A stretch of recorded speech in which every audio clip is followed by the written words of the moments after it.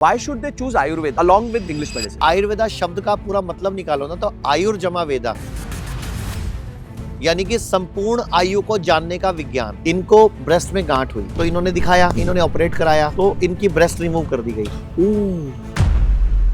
अगर आपके पास 100 पेशेंट्स आते हैं तो आपको क्या दिखता है सबसे ज्यादा परेशानी किस चीज की है? हमारे पास सबसे ज्यादा पेशेंट कैंसर के लास्ट स्टेज के आते हैं, जो डॉक्टरों के जवाब मिलने के बाद। कौन से वो पॉइंट्स है जहाँ पे लोगों को एलोपैथी पे ही जाना पड़ता है, मतलब नो ऑप्शन लेफ्ट? धूमपान, एक जड़ी बूटियों का धुआं जलाते हैं, नाक में घी डालते हैं जड़ी बूटियों वाला, उससे अपने आप ही बॉडी उस ट्यूमर को खत्म कर देती है। अभी एक रिपोर्ट भी आई है एम्स की कि माँ के दूध में भी माइक्रोप्लास्टिक आ रहा है। तो आज अगर कोई 20-21 साल का व्यक्ति चाहता है कि मैं आयुर्वेदा में एंटर करूं तो किस तरह की उसको एजुकेशन लेनी चाहिए? आयुर्वेद की एक डिग्री होती है BAMS, एक डिग्री होती है BNYS। ये दो डिग्रियां बहुत इंपॉर्टेंट हैं। क्यों अभी भी लोग आयुर्वेदा पे कंप्लीटली ट्रस्ट नहीं कर पा रहे हैं?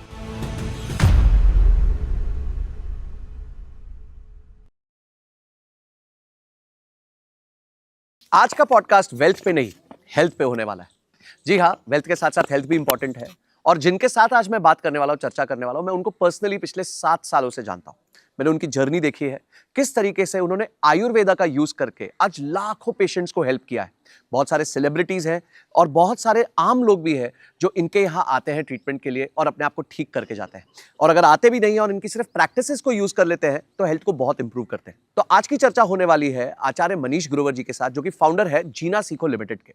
जीना सीको लिमिटेड एक लिस्टेड कंपनी है जिसकी मार्केट कैप करीबन 9 से 10 हजार करोड़ के आसपास है। पर आपको जान के हैरानी होगी कि ये वो व्यक्ति हैं जिन्होंने 30 साल पहले 800 रुपए से अपनी जर्नी स्टार्ट की थी। आज इनके 120 से ज्यादा सेंटर्स हैं अक्रॉस इंडिया और ऐसे कई सेंटर्स हैं जहां पे बहुत सारे पेशेंट्स आते हैं और वहां पे अपने ट्रीटमेंट्स कराते हैं और सिर्फ आयुर्वेदा नहीं, नेचुरोपैथी को भी यूज करते हैं। तो आज उनके साथ हमने बहुत सारी मिथ बस्टिंग की है। बहुत सारे ऐसे डिजीजेस हैं जहां पे हमें बता दिया जाता है कि अब बस भगवान आपका भला कर सकता है, कुछ नहीं हो सकता और आपको पेन के सहारे छोड़ दिया जाता है। उनसे भी कैसे रिवर्सल हो सकता है? ये कोई मार्केटिंग नहीं है, एडवर्टाइजिंग नहीं है, ये सिर्फ एक विश्वास जगाना है कि आयुर्वेदा जो भारत की संस्कृति है वो राइट तरीका है अपनी लाइफ को जीने का, और अगर कोई बॉडी में पेन हो या कोई बॉडी में परेशानी हो तो उसको ठीक करने का। और इसी चीज के लिए आज मैं लेके आया हूं आचार्य मनीष जी को। और हाँ, अभी तक आप में से सिर्फ 20% लोगों ने ही इस चैनल को सब्सक्राइब किया है, तो फटाफट सब्सक्राइब का बटन दबाइए, घंटी दबाइए, ताकि ऐसा एपिसोड आपसे मिस ना हो। एपिसोड के एंड तक जरूर देखना, आपकी लाइफ आज ट्रांसफॉर्म होने वाली है। तो चलिए मिलते हैं आचार्य मनीष जी से। तो आचार्य जी नमस्ते, थैंक यू सो मच। आज आप संजय कथुरिया, एक्चुअली संजय कथुरिया पॉडकास्ट आपके पास आ गया, आपके इस वेलनेस सेंटर में मेरठ में। तो मैं तो चाहता हूँ आपको, कई बार मैंने खुद भी बोला अपनी डिटॉक्स कराने के लिए आ जाया करो। जी, मैं अभी आया हूँ यहाँ पे, इतना मोटिवेट हो गया, मैं सोच रहा हूँ कि एक जो आपने 14 दिन का प्लान बताया कि भाई 14 दिन आप रुको यहाँ पे, उसको जरूर देखो, करो। हर इंसान को ना अपनी बॉडी को बीमार होने से पहले ही डिटॉक्स करा लेना चाहिए। जी। जैसे आपके पास गाड़ी आई इतनी बड़ी, अब वो गाड़ी आप हर 10,000 किलोमीटर में सर्विस कराते हो, तो इस गाड़ी की सर्विस पिछली बार कब कराई थी? आप पापा मम्मी का तो भेज देते हो मेरे पास जी। और वो हमेशा थैंक यू भी बोलते हैं और हमेशा एक्सपीरियंस भी करते हैं। No doubt. फिर आपके भेजे हुए लोग भी आते हैं हमारे पास जी, लेकिन आप खुद नहीं आते हो। जी। तो आपके जो पॉडकास्ट के दर्शक हैं, आप नीचे कमेंट डालो, संजय कथुरिया जी आपको भी डिटॉक्स कराना चाहिए। मुझे तो अल्टीमेट जरूरत है, वजन भी कम करना है, बट मैं डेफिनेटली आऊंगा सर, एंड जल्द आऊंगा, कोशिश करूंगा। अब तो आपके जो आपके दर्शक है, जो आपको प्यार करने वाले, वो कमेंट डालेंगे संजय जी जाओ। जी सर, आज जो मैं आपके साथ चर्चा करना चाहता हूँ, 2-3 मुद्दों पे करना चाहता हूँ। पहले तो आयुर्वेदा आपने और स्वामी रामदेव ने बहुत बड़ा इनिशिएटिव लिया है, जिस वजह से एक क्रांति आई है। पहले हम बात करते थे सब लोग ज्यादातर एलोपैथी की या क्या इंग्लिश मेडिसिन की बात, अंग्रेजी दवाइयों का मैं वो देखता था, पोस्टर लगा होता था। आज आयुर्वेदा घर घर पहुंच रहा है, हर घर पहुंच रहा है। वो आपकी देन है और स्वामी रामदेव जी की देन है। आप एक एंटरप्राइज भी चलाते हैं जिसकी 10,000 करोड़ के आसपास की मार्केट कैप है। तो एक आयुर्वेदा से एक बिजनेस भी क्रिएट हुआ है, अपॉर्चुनिटी भी क्रिएट हुई है। तो आज सर, जो हमारे दर्शक है उनको 2 सेक्शन में हमारे को एजुकेट करना है। पहले तो why should they choose Ayurveda over और with along with English medicine, क्या करना चाहिए और कुछ यूज केस अगर हम डिस्कस कर सके। और सेकंड है कि हमारे पास अपॉर्चुनिटीज क्या है, कि क्या एक अगर आज एक 21 साल का बच्चा हमें देख रहा है और वो आयुर्वेदा में करियर बनाना चाहता है तो वो किस तरीके से बना सकता है। तो शुरू हम पहले करते हैं फ्रॉम दी व्हाई आयुर्वेदा। तो सर, आयुर्वेदा के बारे में हिस्टोरिकली हमें क्या गलत पता है, हमें क्या गलत सिखाया गया है जो आपने ठीक किया है? अच्छा ये बताओ मुझे, बचपन में हमने भगवत गीता पढ़ी है सबने, या भगवत गीता सुनी अपने मम्मी पापा के मुंह से, दादा दादी के मुंह से। तो एक कर्मा का सिद्धांत है जी, कि हम जैसा बोएंगे वैसा काटेंगे। जी। हम जैसे कर्म करेंगे वैसा फल मिलेगा। हम बचपन से पढ़ते आ रहे हैं। तो अगर आयुर्वेदा शब्द का पूरा मतलब निकालो ना तो आयुर जमा वेदा, ओके यानी कि संपूर्ण आयु को जानने का विज्ञान। एलोपैथी एक सिर्फ इलाज की साइंस है, आयुर्वेदा इलाज की साइंस नहीं है, आयुर्वेदा संपूर्ण साइंस है। ओके इलाज से पहले, इलाज के बाद, यानी कि बच्चा पैदा होने से पहले, सृष्टि के पैदा होने से पहले और सृष्टि का अंत, ये सब कुछ आयुर्वेद में है। क्योंकि आयुर्वेद वेदों का पार्ट है, हमारे अथर्ववेद का पार्ट है। 4 वेद है जी, सामवेद, यजुर्वेद, अथर्ववेद, ऋग्वेद। अब मुझे बताओ, पूरी दुनिया में इतनी सिविलाइजेशंस हैं, कहीं एक सिविलाइजेशन दिखाओ जिसमें हेल्थ सब्जेक्ट हो, पार्ट हो इसका, वेदों का या ग्रंथों का।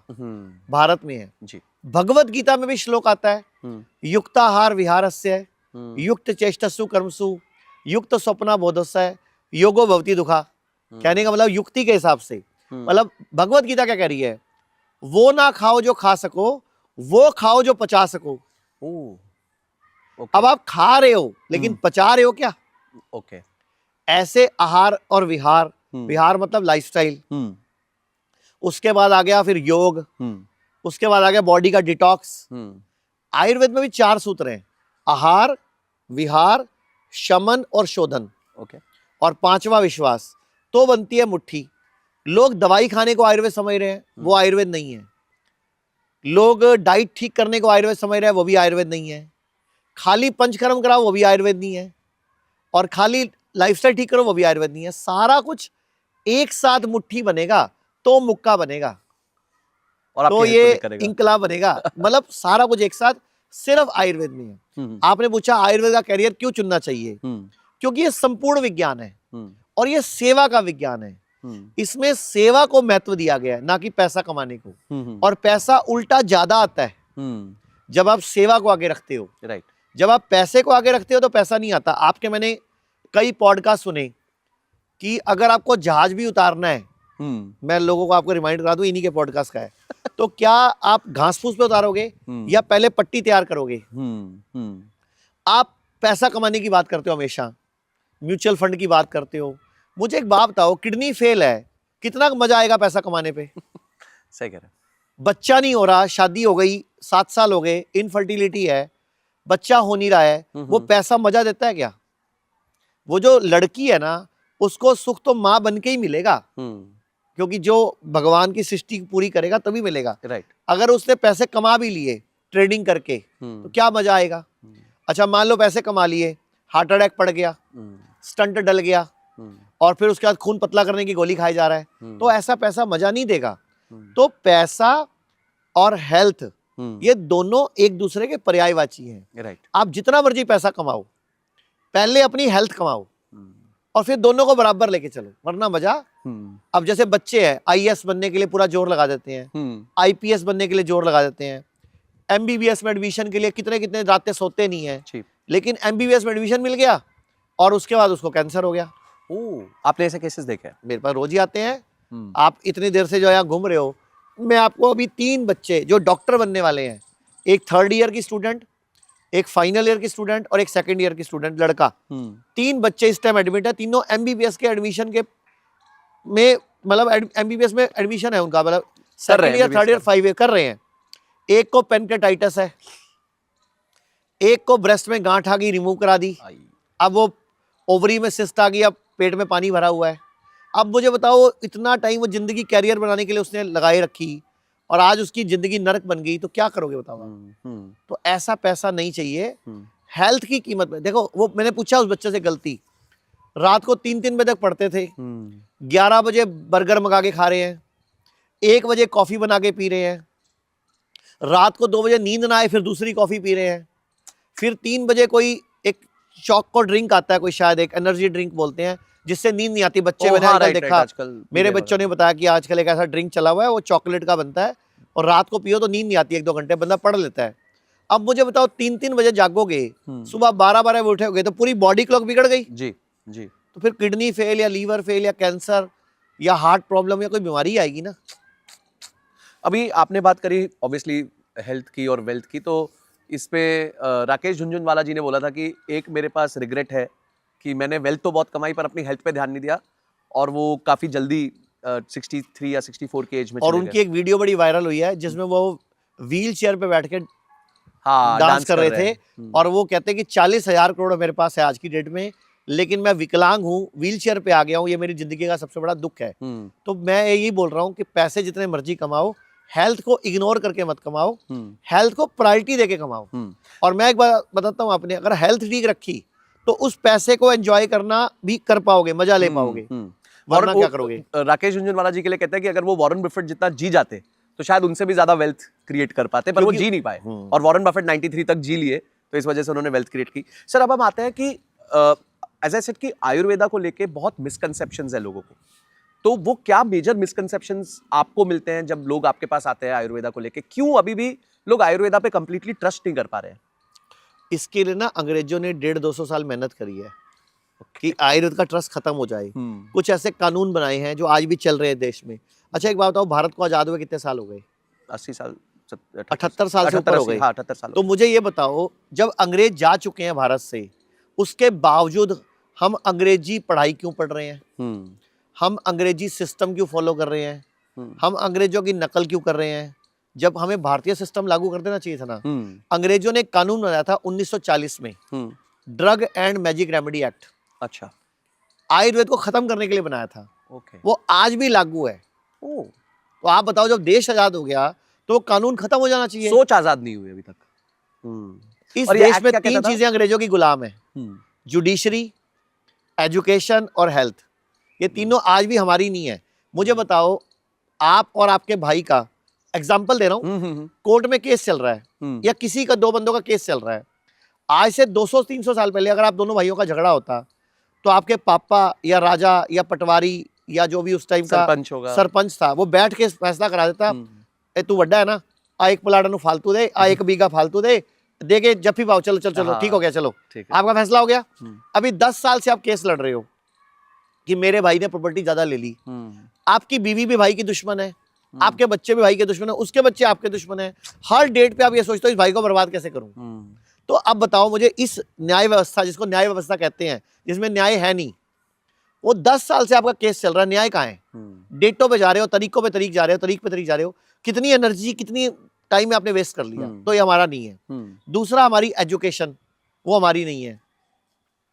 आज से 15-20 साल पहले हम दिल्ली एंटर करते थे, Tughlaq road, Babur road, Akbar road, ये अरे भाई आक्रांता जो देश को लूटने आए थे, हमें मुगल आए थे, मुसलमान बनाने आए थे, हमें लूटने आए थे, उनके नामों पे सड़कों के नाम रख रखे तुमने। मतलब इस देश का दुर्भाग्य ही है ना। ये तो शुक्र है अब थोड़े नाम बदल रहे हैं। मैं बोलता हूँ, जो देश अपने इतिहास से नहीं सीखता वो बर्बाद हो जाता है। आज तक कितने देश बर्बाद हो चुके हैं जो इतिहास से सबक नहीं लेते, और ये गलती अभी भारत कर रहा है। तो हमें इतिहास से सीखना चाहिए। जितने भी अंग्रेजों के बनाए कानून हैं या मुगलों की बनाई परंपराएं हैं, उनका भी पालन इस देश में नहीं होना चाहिए। अब हमारे देश में सबसे बड़ी साइंस थी आयुर्वेद। आज से हजारों साल पहले, मतलब कुछ साल पहले, 1000वीं सदी के आसपास हवेनसांग फाहियान नाम के यात्री चीन से आए थे। पूरा उनका हवेनसांग और फाहियान नामा करके बुक्स अवेलेबल है। उस टाइम चाइना से कुछ बच्चे इंडिया आए थे और उन्होंने हमारे देश की यूनिवर्सिटियों में रहकर, जो नालंदा, तक्षशिला में रहकर, उन्होंने आयुर्वेद सीखा था और चाइना में ले गए थे और विश्व के कई कोनों में गया वो आयुर्वेद। चाइना में आज भी जो वहां की TCM है, ट्रेडिशनल चाइनीज मेडिसिन, वो प्रथम चिकित्सा पद्धति है। अच्छा, वो काम नहीं करती तो एलोपैथी में जाना आता है। ओह, इंडिया में उल्टा है, रिवर्स है। एलोपैथी नंबर 1 है जो अंग्रेज लाए थे, और आयुर्वेद नंबर 2 भी नहीं है, 3 भी नहीं है, 4 भी नहीं है, अल्टरनेट है। 1 लाख करोड़ का बजट है। कितने का? 1 लाख करोड़ का, जिसमें 96,000 एलोपैथी का है और बाकी 4000 करोड़ में 5 जने हैं। आयुर्वेद भी, योगा भी, यूनानी भी, होम्योपैथी भी, नेचुरोपैथी भी, सिद्धा भी। मतलब 4000 में तो हम सारे, 96,000 में सिर्फ एलोपैथी। तो हम गुलाम ही तो कहूंगा मैं अपने आप को फिर। तो सर, अभी जैसे आपने बताया drug and magic remedy act, तो ये क्या बताता था? मतलब क्यों ये आयुर्वेदा के अगेंस्ट था? मतलब क्या ऐसे प्रोविजंस थे? ये ना पूरी प्लानिंग से अंग्रेजों ने बनाया था। अंग्रेज जब भारत में रहते थे ना, जब राज कर रहे थे, तो उन्होंने दिमाग लगाया कि कैसे इस देश को जिंदगी भर गुलाम रखा जाए, या कैसे जिंदगी भर इसको कभी दोबारा अपने पैरों पे खड़ा होने दे जाए। उसने उन्होंने हमारी जड़ों में मट्ठा डाल दिया। कहते हैं, कहावत है ना, जड़ों में मट्ठा डाल दो तो चींटियां आएंगी खाने के लिए, हम्म। तो जड़ें खा जाएंगी, पेड़ खत्म हो जाएगा। पेड़ ही खत्म हो जाएगा। तो पहले लाड़ में काले ने हमारी एजुकेशन बदली, और जो ये 1940 का एक्ट है, 1923 में कमेटी बनी आर.एन. चोपड़ा की अध्यक्षता में। अब आपको लगेगा आर.एन. चोपड़ा मतलब भारतीय है, लेकिन वो अंग्रेजी फौज में मेजर थे। ओके। उनकी कमेटी में अध्यक्षता बनी कि जो भी बाजार में मेडिसिन बिक रही है, इसको बाजार मेडिसिन बोलते थे, इसको खत्म कैसे करना है और एलोपैथी को नंबर 1 कैसे बनाना है, आप रिपोर्ट दो। और वो रिपोर्ट जब आई तो अंग्रेजों ने कानून बनाया, drug and magic remedy act. पहले ड्रग एक्ट था, फिर 1954 में इसको जवाहरलाल नेहरू जी ने कंटिन्यू करके drug and magic remedy act बना दिया। इस एक्ट में क्या है, 55 बीमारियों के नाम लिखे हुए हैं, 55 बीमारियां कि जिसको कोई बोल ही नहीं सकता ये ठीक हो सकती हैं। अच्छा, मतलब कानून से रोक लिया। जैसे डायबिटीज ठीक हो सकती है आयुर्वेद में, लेकिन बोलते ही आप पे एक्ट लग जाएगा, आपको जेल भेज देंगे। तो हम क्या बोलते हैं, डायबिटीज रिवर्स हो सकती है, ठीक नहीं बोल सकते हम। ब्लड प्रेशर रिवर्स हो सकता है, ठीक नहीं हो सकता। आंखों की प्रॉब्लम ठीक नहीं हो सकती, रिवर्स हो सकती है। मतलब कानून बनाकर आयुर्वेद के हाथ पैर काट दिए गए। एलोपैथी में तो वैसे भी ठीक नहीं होता, एलोपैथी में तो कुछ भी ठीक नहीं होता, सिर्फ मैनेजमेंट होता है।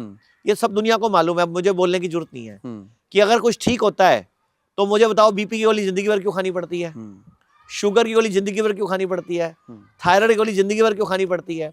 और ये ना इधर उधर काटा पीटी, इधर उधर में विश्वास करते हैं। अगर आप मुझे 1 मिनट अलाउ करो जी, तो हमारे साथ मैडम बैठी हैं जो हांगकांग से आई हैं। Oh okay.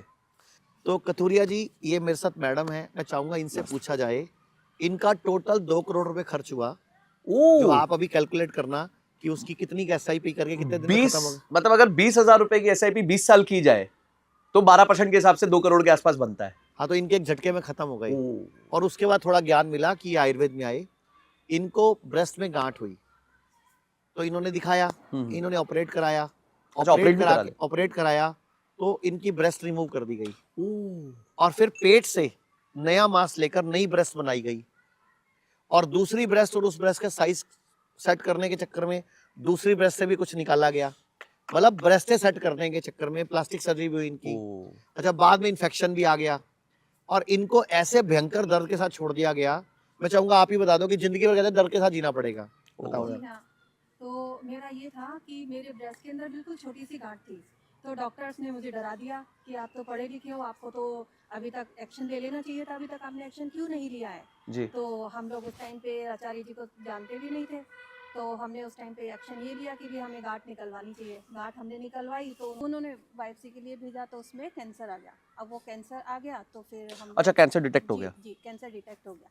फिर हम हॉस्पिटल में गए तो डॉक्टर ने बोला अब तो आपको कैंसर डिटेक्ट हो गया है, तो इसका तो सर्जरी होगी ऐसा। तो हमें जहाँ जैसे गांठ निकाली उसके आसपास में और बायोप्सी करनी पड़ेगी, तो उन्होंने और बायोप्सी करी। फिर बोलते हैं कि आपके दूसरे ब्रेस्ट में भी कुछ ऐसा नहीं हो तो हमें वहाँ पर भी बायोप्सी करनी पड़ेगी, वहाँ भी उन्होंने बायोप्सी करी। फिर बोलते हैं हमें बायोप्सी से समझ में नहीं आ रहा तो हमें MRI गाइड बायोप्सी करनी पड़ेगी, तो वो MRI होती है, उसके साथ में बायोप्सी होती है। तो इस तरीके से मेरे 5-6 बायोप्सी हो गई एक साथ। उसके बाद फिर क्या किया आपने? फिर उसके बाद में डॉक्टर ने बोला कि आपके जो ब्रेस्ट है वो आपका रिमूव करना पड़ेगा, पूरा ब्रेस्ट, क्योंकि हमें पूरे ब्रेस्ट में कुछ ना कुछ ऐसा दिख रहा है। कुछ उन्होंने डिक्लेयर नहीं किया कि क्या दिख रहा है क्या है, बस कुछ कुछ ऐसा बोला कि कुछ कुछ लग रहा है ऐसा। तो उन्होंने बोला कि रिमूव करना ही करना पड़ेगा। तो हमने बोला भाई अब इसका क्या सोल्यूशन करें। तो बोला कि आपका ब्रेस्ट रिमूव कर देते हैं, आपका यहाँ टमी पे से फैट लेके नया ब्रेस्ट हम बना देंगे, और फिर आप दूसरा ब्रेस्ट है तो सिमिलर साइज़ के लिए उसको भी छोटा करना पड़ेगा, नहीं तो आपको ही दिक्कत होएगी। तो उन्होंने मतलब 1 बाई 1 ऐसे करके और हमें मतलब वो मोटिवेट करते गए कि हमें एक तरीके से फंसाते गए कि भाई आपको ये करना है, अब ये करना है, ये करना है। जब हम उस टाइम पे वहाँ पे होते हैं तो हमारा दिमाग काम करना बंद कर देता है, समझ नहीं आया तो हमने एक्सेप्ट कर लिया कि ठीक है चलो ये करिए। तो हमारा मतलब ऑपरेशन भी बड़ा लंबा चला, मतलब 20-22 घंटे तक ऑपरेशन चला मेरा कंटिन्यू। प्लास्टिक सर्जरी करी, और प्लास्टिक सर्जरी के बाद में ब्लड के अंदर कुछ क्लॉट्स जम गए थे, तो उन्होंने दोबारा बोला कि अब इसका दोबारा ऑपरेशन होगा पूरा वैसे की वैसे ही। तो ऐसे ही करके मैं 24 घंटे में होश में आई थी। मतलब आज गई तो कल सुबह होश में आई, आज 7 बजे गई थी, कल 7 बजे आई। ऐसा लंबा ऑपरेशन चला मेरा इस तरीके से। और फिर उसके बाद में मेरे को जो नया ब्रेस्ट बनाया उसमें इन्फेक्शन हो गया, इन्फेक्शन हो गया तो उसका उनके पास में कोई इलाज नहीं है। डॉक्टर के पास में गई तो वो बोलते हैं यहाँ से होल करके वो निकाल देते हैं, चीरा फाड़ी वही सब करने लगने के लिए उन्होंने बोल दिया। फिर मेरे को यहाँ पर बहुत ज़्यादा पेन होने लगा ऑपरेशन के बाद में, बहुत भयंकर। जहाँ से पेट का जहाँ मांस दांत निकाला निकाला था, होगा, हाँ। वहाँ दर्द शुरू हो हाँ, गया बहुत दर्द हो गया और गांठें हो गई। और पेन बस। किलर खा के भी इनको असर नहीं आया। उससे कोई मतलब, मैं आधा घंटे से ज़्यादा मैं बैठ नहीं पाती थी, मुझे लेटना ही पड़ता था, मैं लेटी रहती थी और ना चल पाती थी। खड़े होना वीकनेस मुश्किल हो गया, बहुत चलना ज़्यादा, मुश्किल हो गया। चलना मुश्किल हो अभी तो गया, ये 10 साल वीकनेस। छोटी लग रही हैं। अगर आप पहले वाली वीडियो फोटो देखोगे इनकी, जब ये आई थी, आप पहचान नहीं पाओगे। पूरा मुंह वो सब सूजा हुआ था, पूरी फूली हुई थी और रोना ही नहीं रुका था इनका पहली बार जब मुझे मिली थी। और इनको डॉक्टर ने बोला दर्द के साथ जिंदगी जियो अब। हाँ, डॉक्टर ने, हमने 2-3-4 जगह डॉक्टर से कंसल्ट करी, जहाँ पर ऑपरेशन कराया, बॉम्बे में भी, वहाँ पर भी किया, जयपुर में भी किया। सब ने बोला आपको इस दर्द के साथ रहना पड़ेगा, ऑप्शन ऐसा नहीं है। है। एंड इसका टुडे कोई कितना कोई टाइम हुआ ऑप्शन, आपको यहाँ कोई आए हुए? ऑप्शन नहीं है। फिर जब हमने आचार्य जी का वीडियो देखा तो मैंने अपने हस्बैंड को बोला कि मुझे यहाँ भेज दो, मैं ठीक हो जाऊँगी बिल्कुल। जब वीडियो देखा उस तब, फेथ के साथ आया? उस फेथ के साथ हम यहाँ पर आए। और जिस दिन मैं यहाँ पर आई उस दिन मैं बिल्कुल चल नहीं पा रही थी, बिल्कुल भी नहीं। डॉक्टर्स ने मेरी थेरेपी लिखी, मुझे पंचकर्मा कराने के लिए सारा किया, डाइट ठीक करी, और जो भी यहाँ पर होता है हवन यज्ञ योगा, वो सारी चीज़ें मैंने अटेंड करी एक एक। धीरे धीरे करके केवल 4 दिन हुए थे सर, 4 दिन में मेरा पेन गायब हो गया। वाओ।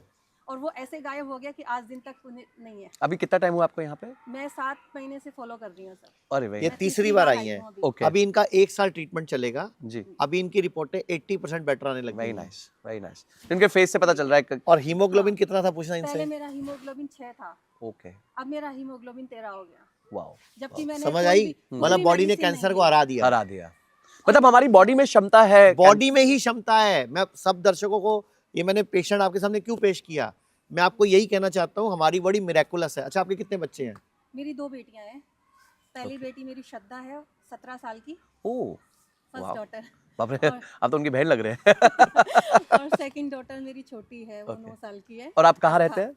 हम हांगकांग रहते हैं हांगकांग 25 साल से। ओके, लेकिन अभी ये ट्रीटमेंट और ये सारा चल रहा था तो हम कुछ टाइमिंग के लिए जयपुर शिफ्ट हो गए, मतलब Okay. जयपुर से हैं हम वैसे। ओके, तो अभी हम जयपुर रह रहे हैं कि जब तक मेरा ट्रीटमेंट और ये सब चलेगा तब तक हम यहीं पर हैं। गॉट अब इट। जब मैं आपसे पूछना चाहता हूँ, आपके भी बेबी है ना? हाँ, बेटा है, बेटी 11 है? साल का बेटा। 11 साल का बेटा, एक बेटा है। हाँ, अच्छा, मुझे बताओ, अभी तक साइंस सिर से लेके पांव तक बॉडी का कोई एक पार्ट कुछ भी बना पाई है क्या? एक बाल भी बना पाई है क्या साइंस? एक नाखून भी बना पाई है क्या? कुछ भी नहीं बना पाई है। लेकिन इनको तोड़ फोड़ काटा पीटी करने का अधिकार है। अच्छा, साइंस ने बहुत तरक्की कर ली है, सब बोलते हैं। तो एक छोटी सी प्रॉब्लम है, गॉल ब्लैडर। इनको बोलो गॉल ब्लैडर निकाल लो, पथरी हटाओ, दोबारा जोड़ दो। जोड़ देते हैं क्या? यूट्रस में कहते हैं फाइब्राइड है, यूट्रस निकालनी पड़ेगी। यूट्रस निकाल लो, फाइब्राइड हटाओ, वापस जोड़ दो। करते हैं क्या? इधर का मांस इधर चेप दो, फिर उधर चेप दो, इधर को काट पीट दो। उनकी जिंदगी नरक बन गई भाई। जब ये मेरे पास आई थी 20-25 मिनट की मीटिंग में ना, ये 16-17 मिनट तो रोती रही हैं। इनकी आंख के आंसू ही नहीं बंद हुए, क्योंकि मेरे बच्चे छोटे हैं, मुझे उनकी शादी करनी है, मुझे उनको सेटल करना है। उनके लिए जीना है। तो वो एक इम्पॉर्टेंट चीज होती है कि इनके अंदर वो जीने की इच्छा थी, एक भाव था, उससे लड़ाई लड़ी और आज आपके सामने है। अब इन्होंने कैंसर को हरा दिया है, रिपोर्टें नॉर्मल है। हीमोग्लोबिन 6 से 13 होना अपने आप में इतनी बड़ी बात है, बहुत बड़ा कि बॉडी ने रिकवरी कर ली है। जी। अब इनको रनिंग करा लो, अब इनको योगा करा लो, अब इनको नीचे बिठा लो। जो एक खड़ी नहीं हो सकती थी, चल नहीं सकती थी, अब ये आप इनको जो मर्जी and this is all with in 7 months. 7 नहीं, 7 मंथ में मेरे पास थोड़ी रही है 7 मंथ। हाँ, मेरे पास तो पहले रही है शायद। 27 डेज रही थी। टोटल 27 दिन टोटल रही है। उसके बाद दोबारा कितने दिन के लिए आए हो? 5 दिन के लिए आई। और अभी फिर कल आई हैं। तो हम लोग, हमारे पास थोड़ी रह रही मतलब है लेस देन अ मंथ घर पे। और मोटा अब तो मोटी इनकी एक महीने। दवाइयां भी बंद हो गई हैं। घर पे ये सब मैं फॉलो यही सब करती हूँ। Got it. यही डाइट, सूरज डूबने के बाद खाना नहीं खाना, हफ्ते में 1 दिन उपवास करना। मैं तो आपको बोलूंगा, आप भी अपने सारे निवेशकों को बोल दो कि 6 दिन खाया करो, 1 दिन खा ना किया करो। जैसे एक दिन शेयर मार्केट 2 दिन बंद होती है ना, एक दिन इस वाली मार्केट को भी बंद रखा करो। ये हो नहीं इसकी पाता। टैगलाइन बनाओ कि शेयर मार्केट 2 दिन बंद रहती है, आपको इसको 1 दिन बंद मतलब करना जितने है। दिन शेयर मार्केट बंद है उतने दिन आपका खाना बंद होना चाहिए। हाँ, अगर आप जिंदगी भर डॉक्टरों की शक्ल नहीं देखना चाहते तो। Thank you so much ma'am, and it was pleasure कि ऐसा हम केस सुन पाए, बिकॉज मुझे लगता है इससे हमारा फेथ हमारे आयुर्वेदा पे बढ़ना चाहिए। बिकॉज मैं भी ये चाहता हूँ, हम भी सब ये चाहते हैं कि आयुर्वेदा पे फेथ बढ़े लोगों। मैं आपके सामने पेशेंट क्यों लेके आ रहा हूँ ताकि जो लोग आयुर्वेद में कैरियर बनाना चाह रहे हैं उनको ये तो दिखे कि आयुर्वेद में मिरेकल्स हैं। जी जी। आपको लगता है कि आयुर्वेद स्लो है, तो मैं आपको ये दिखाना चाह रहा हूँ जिनके पास जब होप ही नहीं बची, तो जब क्या इनकी स्लो और उम्मीद क्या ही खत्म हो गई, तो अगर आयुर्वेद ठीक कर सकता है तो आप सबको आयुर्वेद में करियर बनाना चाहिए। Ayurveda has the biggest opportunity. इसीलिए मैंने आपको अभी 2-3 टेस्टिमनीज और दिखाऊंगा आपको। Thank you so much ma'am, Thank you. Thank you. धन्यवाद। तो आचार्य जी, ये मिराकल था, कोई डाउट नहीं है। और मैं अपने एक्सपीरियंस से भी बताऊंगा, क्योंकि मेरे पेरेंट्स भी यहाँ पे रह के गए, सिर्फ 3 ही दिन रह के गए थे, और उसके बाद इमीडिएटली जो उनके वाइटल्स थे वो काफ़ी चेंज हुए थे। उन्होंने लाइफस्टाइल को काफ़ी चेंज किया। आपकी जो जो क्रियाएं वो यहाँ करते थे घर पे, उन्होंने उसको काफ़ी हद तक कॉपी किया। ऑब्वियसली मुझे लगता है कंटिन्यूटी में करते हैं तो ज़्यादा अच्छा है, उसका इम्पैक्ट आता है। बट इसके बावजूद भी बहुत मिसलीडिंग इंफॉर्मेशन आती है आयुर्वेदा के बारे में, और कुछ लोग आयुर्वेदा के साथ टैम्पर भी करते हैं कि भाई गेट रिच, सॉरी, जैसे गेट रिच क्विक होती है वैसे ये गेट हेल्दी क्विक की तरह उसको किया बहुत जाता सारे है। लोग आयुर्वेद की दवाइयों में मिलावट भी करते हैं, हम्म, आयुर्वेद के नाम पे कुछ भी बेच देते हैं, जी। लेकिन हम लोग उस प्रैक्टिसेस में नहीं है। तो हमें कैसे आइडेंटिफाई करना चाहिए कि राइट कौन है, रॉन्ग कौन है? देखो आजकल हिंदुस्तान में लैब्स हैं, जी। आप आप गूगल करो, अगर किसी भी ब्रांड का आज तक कोई सैंपल फेल नहीं हुआ, हम्म इसका मतलब उसकी दवाइयाँ सही हैं। हम्म मैं आपको चैलेंज कर रहा हूँ, आज मुझे लगभग काम करते हुए 30 साल हो गए हैं, हम्म एक सिंगल सैंपल फेल दिखाओ, हम्म, जबकि हर महीने सैंपल भरे जाते हैं। अच्छा। हमें वो प्रैक्टिस करनी ही नहीं ना। लोग बोलते हैं आयुर्वेद की दवाइयों में लेड डलता है, आर्सेनिक डलता है, कई बोलते हैं मरकरी डलती है, पारा डलता है। वो रस औषधियों में डलता है, लेकिन हम वो भी यूज नहीं करते, ओके। ताकि हमें किसी भी तरह किसी को मौका नहीं देना आयुर्वेद पे उंगली उठाने का, जबकि वो शोधित डलती हैं, वो गवर्नमेंट की तरफ से अप्रूव्ड है। मैं तब भी यूज नहीं करता। हम क्लासिकल मेडिसिन यूज ही नहीं करते। Got it. अगर करते हैं हम ब्रांड की लिख देते हैं, बाहर से ले लो आप। हम अपनी पेटेंट दवाइयां यूज करते हैं, और जो हमारे खुद की रिसर्च है, जैसे डॉक्टर बीपी, हमारी एक ब्लड प्रेशर की रिसर्च है कि अगर आप जिंदगी भर ब्लड प्रेशर की गोली खानी है किसी ने, हमारे वाली गोली थोड़े दिन खानी है, पहले 2 खानी है, फिर धीरे धीरे 1 हो जाएगी, फिर एक दिन छोड़ के हो जाएगी, फिर बंद हो जाएगी, जबकि उधर वाली आपको जिंदगी भर खानी है। ऐसे हमारी डॉक्टर मधु है, डायबिटीज की दवाई है, वो भी जिंदगी भर नहीं खानी। ऐसे किडनी की दवाई है, डॉक्टर किडनी है, डॉक्टर लीवर है, डॉक्टर सुकून है, डिप्रेशन एंजाइटी की है। लेकिन ये कोई भी दवाई जिंदगी भर नहीं खानी। आपको डाइट ठीक करनी है, लाइफस्टाइल ठीक करना है, खाना पीना ठीक करना है, दवाइयां नहीं खानी। आहारम परम औषधम, मतलब आहार परम औषधि है। राइट। वैसे श्लोक है आहारम परम वैश्यम, तो आहार ही परम औषधि है। तो आहार को ठीक कर लो ना, मतलब आहार सुपर फूड है, समझ गया। आहार ठीक करो। सूरज डूबने के बाद खाना खाना बंद कर दो। हफ्ते में 6 दिन खाओ, 1 दिन मत खाओ, नहीं तो शेयर मार्केट वाली बात करते हैं। हाँ। हफ्ते में 5 दिन खाओ, 2 दिन मत खाओ। सर, अभी जब आपके पास, लेट्स से अगर आपके पास 100 पेशेंट्स आते हैं, तो आपको क्या दिखता है सबसे ज्यादा परेशानी किस चीज की है उनको? मतलब सबसे ज्यादा परसेंटेज किस बीमारी के लिए आता है? हमारे पास सबसे ज्यादा पेशेंट कैंसर के लास्ट स्टेज के आते हैं। ओके। जो डॉक्टरों के जवाब मिलने के बाद दोबारा कैंसर आ गया, तिबारा कैंसर आ गया, या पूरी बॉडी में फैल गया, मेटास्टेसिस हो गया, हमारे पास ज्यादातर केस वो आते हैं, क्योंकि उनको ज्यादातर को जवाब मिल जाता है कि अब आप हमारे पास कुछ करने के लिए है नहीं। जैसे एक लेडी आई आज मेरे पास, आज ही आई है, 36 ईयर्स की है। ओके। 2016 में पहला ब्रेन ट्यूमर का ऑपरेशन हुआ। अच्छा। तब से लेके अब तक 5 बार सर्जरी हो चुकी है, अभी वो व्हील चेयर पे आ गई है। मुझे हैरानी इस बात की है, आयुर्वेद में बड़ी आसानी से वो ठीक हो सकती थी अगर उनको पता होता आयुर्वेद क्या है। आयुर्वेद में एक श्लोक है, नासा शीर्षो द्वारम, मतलब नाक सिर का द्वार है, नासा शीर्षो द्वारम। अगर हमारे पास कोई ब्रेन ट्यूमर का, ब्रेन कैंसर का पेशेंट आता है, टाइमली, खराब होने के बाद नहीं कह रहा मैं, तो धूमपान, एक जड़ी बूटियों का धुआं जलाते हैं हम। अच्छा। हवन करवाते हैं, नाक में घी डालते हैं जड़ी बूटियों वाला, उससे अपने आप ही बॉडी उस ट्यूमर को खत्म कर लेती है, सिस्ट को खत्म कर लेती है। लोगों को ना बड़ा मिसकंसेप्शन है, ये जो सिस्ट है, ट्यूमर है, गांठ है, रसौली है, फाइब्रॉइड है या पथरी है, ये बॉडी आपको मारने के लिए नहीं बनाती है, आपके भले के लिए बनाती है। जैसे आपका एक बेटा है, मैं कह रहा हूँ कि साइंस बड़ी तरक्की कर चुकी है, मैं आपको करोड़ों रुपए ऑफर करता हूँ, जितने का चाहिए चेक भर लो, मैं चेक बुक देता हूँ। ये जो आंख है बना के दे सकते हो क्या? ये पलक बना सकते हो क्या? लेकिन आपके वाइफ के पेट में बड़ी आसानी से तैयार हुई।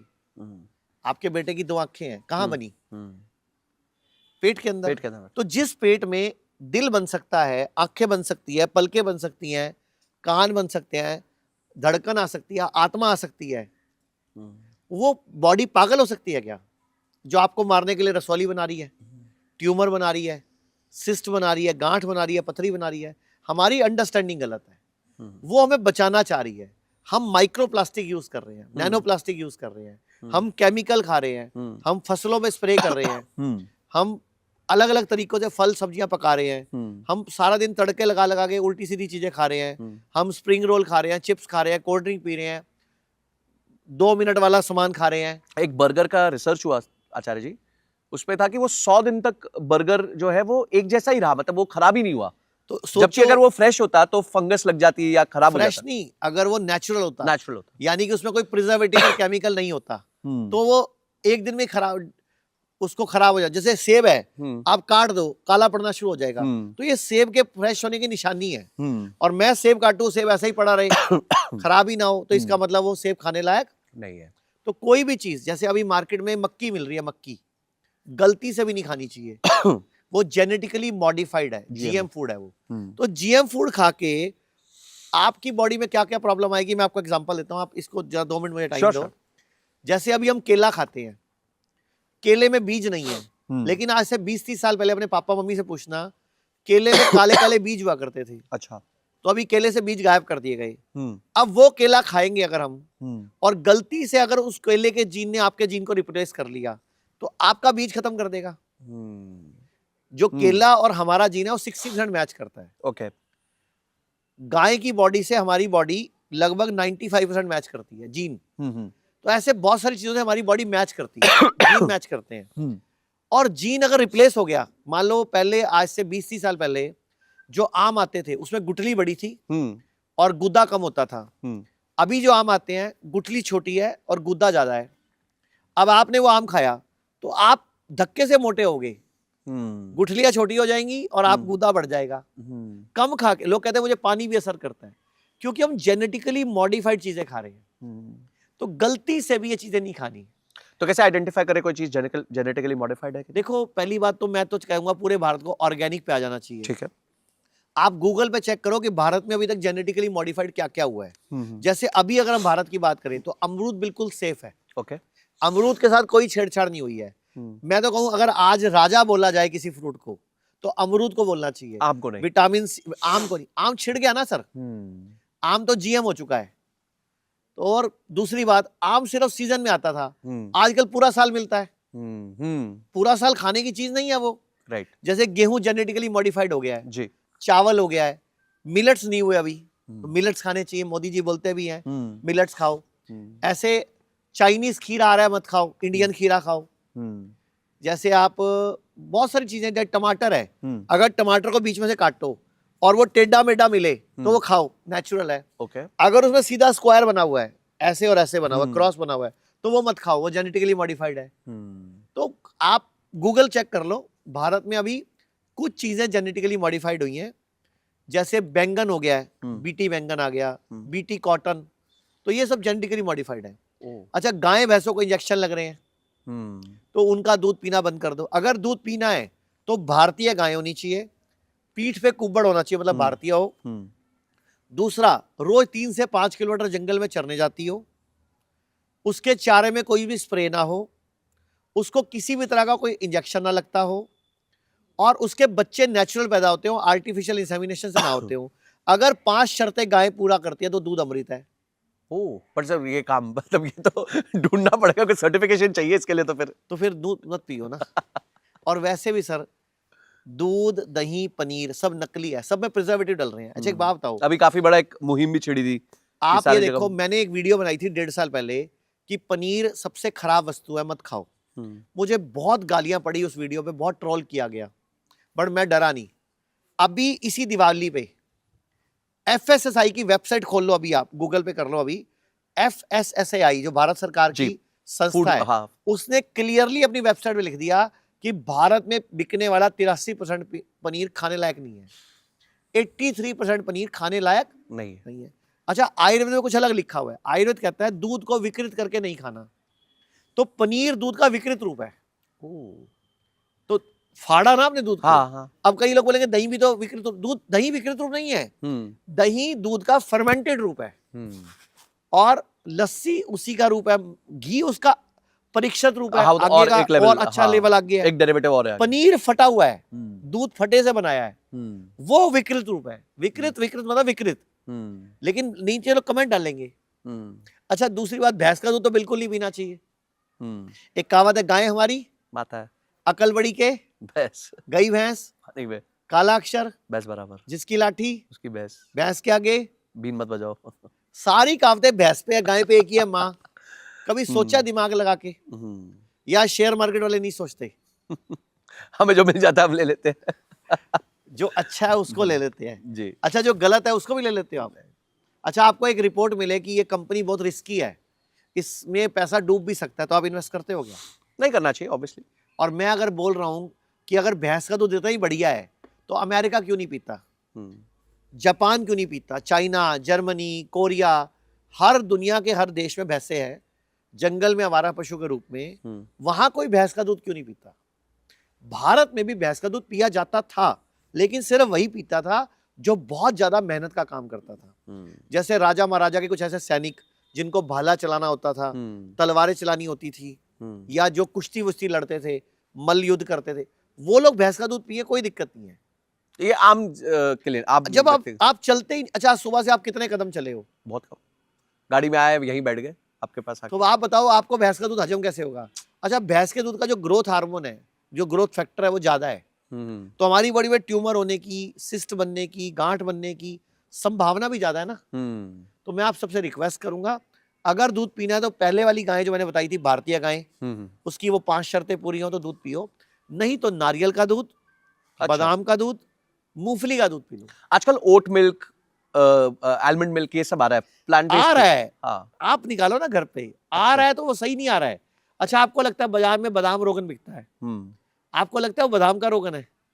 अच्छा, उतने में बनता ही नहीं जितने में बिक रहा है, आप खरीद के ला रहे हो। जैसे घी आ रहा है बाजार में 700 रुपए किलो, 300 रुपए किलो, लोग घी लेके आते हैं, पूजा का घी लेके आते हैं। अरे वो पूजा का घी चर्बी से बना हुआ है। कानपुर, अलीगढ़, लखनऊ के किनारे कई सारी फैक्ट्रियां लगी हुई हैं जो इसको पूजा के घी के नाम पे पीला रंग डाल के चर्बी से बनाती हैं। तो आप भगवान को भी नकली घी दे रहे हो, तो भगवान खुश कहां से होगा? और फिर गाय भैंसों की चर्बी से वो घी बन रहा है। तो आप सबसे हाथ जोड़ के विनती है, एक तो दूध वाली चाय मत पियो, चाय पीनी है बिना दूध के हर्बल टी पियो, लेकिन वो भी डिप डिप वाली ना हो, क्योंकि एक डिप में, अभी आईसीएमआर की वेबसाइट पे पढ़ा है, चेक कर लो, 11 करोड़ माइक्रोप्लास्टिक है। आप यहाँ पे ना स्क्रीन पे नीचे दिखा दो रिसर्च, अभी ये माइक्रोप्लास्टिक है, नैनो प्लास्टिक की काउंटिंग नहीं हुई अभी, वो नई रिपोर्ट आई है, वो मेरे को अभी देखा नहीं मैंने कितनी है, शायद वो 22-25 करोड़ है माइक्रोप्लास्टिक के बाद नैनो प्लास्टिक। तो आप बताओ, एक चाय से अगर 11 करोड़ माइक्रोप्लास्टिक गया और आपने महीने में 60 कप चाय पी ली, तो 660 करोड़ तो माइक्रोप्लास्टिक चला गया। कल को ट्यूमर बनेगा, रसौली बनेगा। अभी एक रिपोर्ट भी आई है एम्स की 2 महीने पहले कि माँ के दूध में भी माइक्रोप्लास्टिक आ रहा है।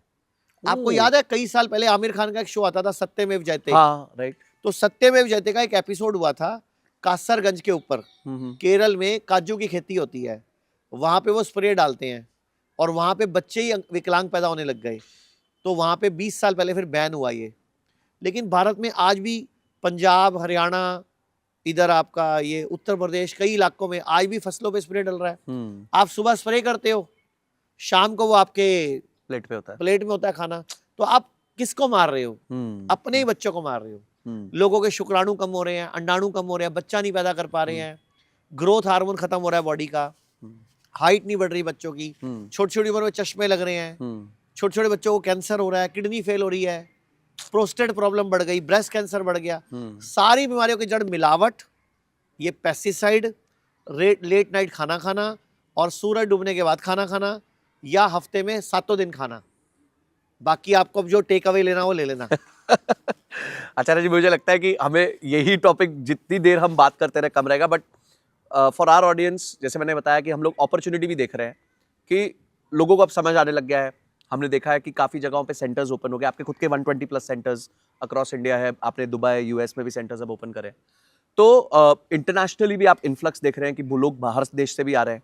तो आज अगर किसी को यहाँ पे करियर बनाना है, पर उसके पास कैपिटल नहीं है, अभी शुरुआत करना चाहता है, पैसा नहीं है। आपने भी जब शुरुआत की थी शायद उतना पैसा नहीं था आपके पास। मेरी पहली सैलरी 800 रुपए थी। ओह, तो 800 से 10,000 करोड़ तक का जो अरे सफर नहीं, रहा है वो तो कंपनी है, लोगों का है, जी, बट मैं तो एक सिर्फ सैलरी लेता हूँ। बट एक एंटरप्राइज क्रिएट करी सर आपने, और एक बहुत अच्छी जर्नी जी। तो आज अगर कोई 20-21 साल का व्यक्ति चाहता है कि मैं आयुर्वेदा में एंटर करूं, तो किस तरह की उसको एजुकेशन लेनी चाहिए, क्या उसके स्टेप्स होने चाहिए? कैपिटल ज्यादा नहीं है, छोटे गांव से है, वो एक करियर बनाना चाहता है इसमें, तो क्या कर सकता है? मैं अभी एक कोर्स शुरू करने वाला हूँ, हेल्थ कोच। ओके। एक कोर्स जल्दी लॉन्च करने वाला हूँ, आज आपके प्लेटफॉर्म पे ही बोल रहा हूँ। वैसे मैं प्लान बन गया मेरा, हेल्थ कोच और जीना सीखो, दो Okay. कोर्स लॉन्च कर रहा हूँ।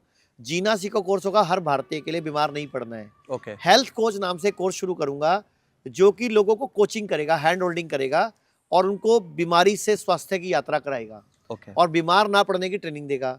इन हेल्थ कोचों को स्कूल वालों को अपॉइंट कराऊंगा कि स्कूल में एक हेल्थ कोच अपॉइंट कर लो, डेली आधा घंटे का इसकी क्लास होनी चाहिए कि बच्चों को बचपन से सिखा दें क्या जी। खाएं क्या नहीं खाएं, जी। क्या ज्यादा खाएं क्या कम खाएं, क्या अच्छा क्या बुरा। हम्म। जैसे अभी स्कूलों में टीचर की भर्ती होती है, तो एक टीचर, मैं माँ बाप से रिक्वेस्ट करूंगा, अगर आपके स्कूल में हेल्थ कोच नहीं है तो उस स्कूल में बच्चे को ही मत डालना, तो अपने आप हेल्थ कोच के लिए जॉब खुल जाएगी। जी। इसके अलावा अगर करियर बनाना है तो इसके आयुर्वेद की एक डिग्री होती है BAMS, BAMS। Bachelor in Ayurveda medicine and surgery. Okay. एक डिग्री होती है BNYS, okay. Bachelor in naturopathy योग एंड योगिक साइंस। ओके। ये दो डिग्रियां बहुत इंपॉर्टेंट हैं। अगर ये दो डिग्री करोगे तो भविष्य इन दो डिग्रियों का है। ओके। और तीसरा मैंने बताया हेल्थ कोच, हम्म। कि आप इस लाइन में करियर बना पाओगे। हम्म। BMS भी 5.5 साल की है, ओके। BNYS भी 5.5 साल की है, और ये बहुत सस्ती है। अगर आपको एक MBBS बनना है तो यूपी में आपकी लगभग 1 करोड़ लगता है ओ। डॉक्टर बनने के लिए। अगर आप महाराष्ट्र के हो तो लगभग 3 करोड़ में डॉक्टर बनते हो आप, 3 करोड़ में डॉक्टर बनते हो। और अगर यूपी में हो, पंजाब में हो तो 1-1.5 करोड़ में डॉक्टर बनते हो। काफी लोग तो यूक्रेन भी लेकिन जाते थे पहले। BMS आप 10 लाख में डॉक्टर बन सकते हो। ओके। BNYS आप 5-6 लाख में डॉक्टर बन सकते हो, हम्म। और उनसे ज्यादा कमाओगे, ये पक्का वादा है मेरा। क्योंकि वो लोगों को काट पीट के पैसे कमाते हैं, आप लोगों को जीवन देके, हीलिंग सिखा के पैसा कमाते हो तो- और लोगों की मदद करते हो। तो शुरुआत हो गई कि आप इनमें से कोई भी एक डिग्री तो परस्यू करें। BMS करो, BNYS करो। बट अगर मैंने आज पढ़ाई कर ली है कहीं पहले, मैं 23-24 साल का हो गया हूं, अब मैं ये नहीं कर सकता, मेरे पास टाइम नहीं है, तो now how do I enter the Ayurveda market? मैं क्या कर सकता हूं, मेरे पास क्या विकल्प है? आप अच्छा क्लिनिक खोल सकते हो, एक डॉक्टर को हायर कर लो, अच्छा। आप फ्रेंचाइजी ले लो, हमारी ले लो, किसी और अच्छे ग्रुप की फ्रेंचाइजी ले लो। ओके। बहुत बहुत पैसा भी है, नाम भी है और इज्जत भी है। हम्म। सबसे बड़ी बात है प्यार है, हम्म। दुआएं हैं। हम्म। एक बुजुर्ग सिर पे हाथ फेर के जाती है, जब उसका बिना घुटना बदले वही घुटना रिपेयर हो जाता है। एक बहन राखी बांध के जाती है, जिसको बोल दिया गया था कि आप 2 महीने के मेहमान हो, अब कैंसर आखिरी स्टेज में है, और वो जी जाती है अपने बच्चों के लिए, वो राखी बांधती है, कहती है मैं आज के बाद मैं आपकी बहन हूँ। बड़ा दिल, आंखें भर जाती हैं। कथोरिया जी, एक और पेशेंट है जी। जिनको कि थायराइड ग्लैंड निकालने के लिए बोल दिया गया था। थायराइड ग्लैंड निकालने के लिए बोल दिया गया था? हाँ, कि और उसके बाद हो सकता है विकलांग हो जाते, हो सकता है इनकी आवाज चली जाती। इन्होंने निर्णय लिया कि मैं पहले आयुर्वेद में ट्राई करता हूँ, जी। निकलवाना तो बाद में निकलवा हाँ, लूंगा। निकाल ही लूंगा, वो तो ऑप्शन है तो ही। अभी इनको सिर्फ 11 दिन में 12 दिन हुए हैं, 12वां दिन है। आप बताओ आपको क्या हुआ था और आपने क्या किया? सभी वीक्षकों को मेरा ये है नमस्कार। मेरा जब मैं डॉक्टर ने मुझे बताया कि गले में गांठ है, वो ऑपरेशन करवाना पड़ेगा, आपको गले का थायराइड निकालना पड़ेगा, तो मैंने घर वालों सभी से बोला है कि मेरा स्ट्रॉन्ग गट फील है कि विदाउट ऑपरेशन मैं इसको हरा सकता हूँ एंड मैं क्यूर हो सकता हूँ। तो घर वालों ने बोले कि नहीं, तुम बहुत गलत निर्णय ले रहे हो, ऐसा नहीं हो सकता है। अब बहुत सारे डॉक्टर ने बोले कि उससे कुछ नहीं होता है, बस गले निकाल, वो ग्लैंड निकाल देंगे और गोली दे देंगे तुमको थायराइड का, वो रोज़ एक लेना पड़ता है उसमें। बट मेरा स्ट्रॉन्ग ये था कि मुझे जो नेचुरली मिला है उसको खोना नहीं चाहता था मैं। तो मैंने बोली कि नहीं, मुझे वो नहीं चाहिए, मुझे एक बार लास्ट मौका दीजिए, मैं इसको एक आयुर्वेदा का कर देता हूँ। अगर नहीं होता है तो मेरा ऑप्शन, लास्ट ऑप्शन तो यही आप है। जैसे बोलेंगे आपको बात मान लेता हूँ। तो मैं वापस घर से, मैं बेसिकली कर्नाटका से हूँ, दिल्ली में काम करता हूँ मैं, तो वापस कर्नाटक से दिल्ली आने वाला था, तो मुझे नागपुर में रुकना पड़ा। तो मेरा दोस्त एक यूपी में रहता है, तो उसने बोला कि सर यहाँ आप एक बार चले जाइए, आप पहले ही बोल देते, मैं पहले ही सर बता देते इधर का, आपने अभी बोल रहे अभी भी कोई दिक्कत नहीं है, आप पहले जाके दिखा दीजिए, तो उसके बाद आप जो करना है ऑपरेशन जो भी करवाना है करवा दीजिए। तो पिछले महीने में आए थे दिखाने के लिए, डॉक्टर आर्यन त्यागी जी ने देखा मुझे, वो बोले कि बिल्कुल ठीक है, आराम से ठीक हो जाएगा, आप इधर आके आप ट्रीटमेंट ले लीजिए, आप आराम हो जाएंगे करके। तो मैंने बोले कि ठीक है सर, थोड़ा दिवाली का है, दिवाली ख़त्म करके आ जाता हूँ करके मैं आके इधर 24 तारीख को दाखिला तो हुआ मेरा, तो अभी 12वां दिन है। तो आज 5 तारीख है। आज 5 तारीख, तो मेरा तब से अब तक तो मुझे बहुत रिलीफ मिला है और लग रहा है कि मुझे 60 to 70% ऑलमोस्ट। कितनी बड़ी बड़ी गांठें थी आप, कितना पूरा स्वेल हो गए थे सर, ये पूरा गला सूजा हुआ था? ये यहाँ पे मल्टीपल ज़्यादा था और यहाँ पे छोटा था। अच्छा, 12 दिन हुए आपका, 60-70% ठीक हो गया। हाँ सर। 15 दिन, 25 दिन, 40 दिन, 50 दिन भी लगे, आप कटने से तो बच गए। बिल्कुल सही सर, वो अगर तो कोई यही आपका मुकाबला ही ब्लैंड नहीं है, निकल जाता, मुकाबला ही नहीं कल है। को जिंदगी भर आपकी आवाज चली होती या आपको कोई और साइड नहीं, इफेक्ट आते। अनइजीनेस ही रहती है जिंदगी भर आपको, सर मतलब मैं कहता हूँ इनको एक काम करो, आपको बोला काटना पड़ेगा, आप पहले 10 लोगों से मिलो जिनका 2 साल पहले 5 साल पहले कटा है, उनकी जिंदगी चेक करो पहले कैसे चल रही है। अगर उनकी जिंदगी सबकी स्वर्ग चल रही है तो आप कटवाओ, हाँ सही कह रहे अगर उनकी जिंदगी नरक बन चुकी है तो गलती से भी मत कटवाओ। हैं, राइट। आप पूरे देश के लोग आपको देख रहे हैं। अपनी कर्नाटका में कौन सी भाषा चलती है? कन्नडिगा। कन्नಡ। तो कन्नड़ा में बोल दो। ಎಲ್ಲರಿಗೂ ನನ್ನ ನಮಸ್ಕಾರ. ಎಲ್ಲರಿಗೂ ನಾನು ಕೇಳ್ಕೊಳ್ಳೋದೇನು ಅಂತಂದರೆ, ನಿಮ್ಗೆ ಏನೇ ತೊಂದರೆ ಇದ್ರೂ, ಕ್ಯಾನ್ಸರ್ ಆಗಿರ್ಬೋದು, ಯಾವುದೇ ರೀತಿ ತೊಂದರೆ ಇದ್ರೂ ಮೊದಲು ಬಂದು ಈ ಏಮ್ಸ್ ಹಾಸ್ಪಿಟಲಲ್ಲಿ ಫಸ್ಟು ತೋರಿಸಿ, ಅಲ್ಲೂ ನಿಮಗೆ ಏನು ಸರಿ ಹೋಗಲಿಲ್ಲ, ಸಮಾಧಾನ ಆಗಲಿಲ್ಲ ಅಂದರೆ ಆಮೇಲೆ ಅಲೋಪತಿ ಡಾಕ್ಟರ್ ಏನು ಹೇಳ್ತಾರೋ ಅದನ್ನು ನೀವು ಖಂಡಿತವಾಗಿ ಅದನ್ನು ಫಾಲೋ ಮಾಡಿ.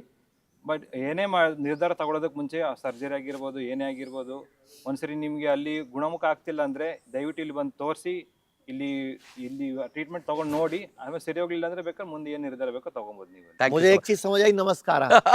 नमस्कारा much. I कर्नाटका। think इस लैंग्वेज में तो मेरे को भी उतना ही समझ आया। नहीं, बीच में कैंसर शब्द समझ आया था। हाँ जी जी, तो thank you so much, thank you. आपका बहुत बहुत धन्यवाद। आपसे पूरी दुनिया मोटिवेट होगी और ये हमारा ये इंटरव्यू कराने का पर्पज ये जी। रहता है कि दुनिया का भला हो जाए, बिल्कुल दुनिया की मदद हो जाए, कोई कटने से बच जाए, जी, सारी पैथिया एक साथ हो जाए ना अगर, तो इस देश का मजा आ जाए। बिल्कुल।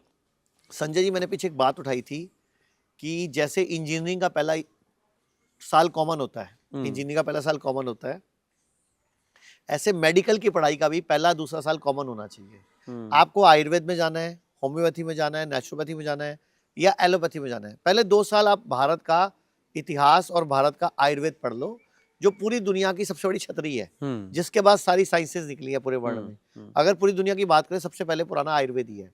और आज भी TCM जो ट्रेडिशनल चाइनीज मेडिसिन है, वो चाइना में पहली प्रथम चिकित्सा पद्धति है। जब वो इलाज में सहायता चाहता है तो एलोपैथी सहायता करती है, पहला इलाज उसी का माना जाता है। ऐसे जापान में भी जब जापानीज ट्रीटमेंट शुरू हो रहा है, कोरिया वाला अपना शुरू कर रहा है, एक भारत ये जो अपने को पीछे करके दूसरी चीजों को आगे कर रहा है। किसी ने कहा था कि if food is not your medicine, then medicine will become your food. Yes, यानी कि अगर आपका खाने से आप अपने आप को ठीक नहीं कर पा रहे हो, तो फिर आपको जो है खाने में भी दवाइयां ही लेनी पड़ेंगी। और इसी के साथ जो है वो पूरा आयुर्वेदा का बेस जुड़ा हुआ है। सर, एक जो मुद्दा यहाँ पे हमने डिस्कस किया कि भाई बहुत सारे हमने केसेस देखे, बट कौन से वो पॉइंट्स है जहाँ पे एक्चुअली आपने बोला कि सारी साइंसेस को कल्मिनेट करना चाहिए, आना चाहिए साथ, तो कौन से वो पॉइंट्स है जहाँ पे लोगों को एलोपैथी पे ही जाना पड़ता है, मतलब नो ऑप्शन लेफ्ट वाला कौन सा स्टेज होता है, कौन सी चीजें होती है? कोई भी इमरजेंसी, ओके, जैसे आपका एक्सीडेंट हो गया, चोट लग गई, टांग कट गई, सरिया घुस गया, आई, कोई कील लग गया, कुत्ते ने काट लिया, समझ गए जो भी इमरजेंसी सिचुएशंस हैं, जैसे बच्चा पैदा करना है, नेचुरल नहीं पैदा हो रहा जी, तो सर्जरी से ही करना पड़ेगा, जी, तो उन चीजों में एलोपैथी बेस्ट है, ओके, क्योंकि वो रिसर्च बेस्ड है, हाँ। एविडेंस बेस्ड है। लेकिन जहां भी मैनेजमेंट की बात है, जहां भी पेशेंट को ठीक करने की बात है, वहां उनको नहीं यूज करना चाहिए। फर्स्ट नहीं यूज करना है। First line of treatment Ayurveda होना चाहिए, ओके, उसके बाद एलोपैथी की हेल्प होनी चाहिए। जैसे आपको बीपी हो गया, तो सबसे पहले आप अपना लाइफस्टाइल ठीक करो, आप अनुलोम विलोम करो, प्राणायाम करो, नंगे पांव घास पे घूमो, रात को खाना बंद करो, तो काफी हद तक उम्मीद है बीपी ठीक हो जाएगा। या पंचकर्म कराओ। जैसे अब मेरी बात बीच में रह गई थी, जैसे आपके पास गाड़ी है, आप उसकी हर 10,000 या 13,000 किलोमीटर में सर्विस कराते हो, अपनी सर्विस पिछली बार कब कराई थी आपने? नहीं कराई सर। देख लो भाई, तुम्हारे संजय कथुरिया सर लापरवाह हैं, जो बस फाइनेंस की बातें करते हैं, लेकिन अपनी खुद की गाड़ी की सर्विस नहीं करा रहे हैं। तो आता हूँ सर आपके पास, अभी अपनी आज सर्विस ही करा आपको इनवाइट कर रहा हूँ मैं।